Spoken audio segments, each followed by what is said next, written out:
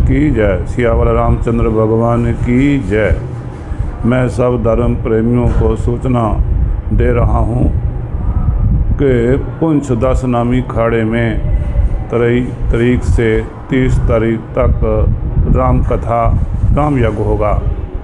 मैं सब लोगों को निवेदन करता हूँ, आप लोग पुंछ 10 नामी खाड़े में आकर राम कथा सुने, श्री माँ राम यज्ञ के दर्शन भी करें, यज्ञ में विराजमान होएं और भगवान की कथा भगवान से जोड़ती है।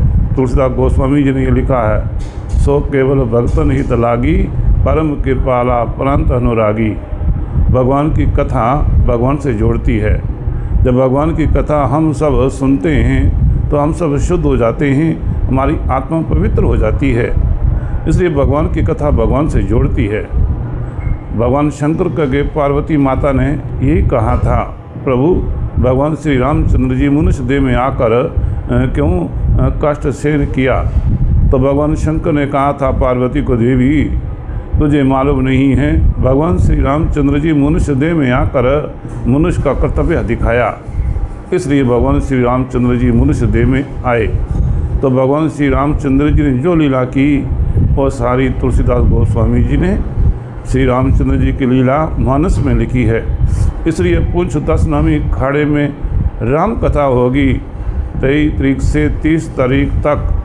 आप सबको मैं निवेदन करता हूँ कि आप लोग पुंछ 10 नामी खाड़े में आकर राम कथा भी सुने और श्री माँ राम यज्ञ के दर्शन भी करें।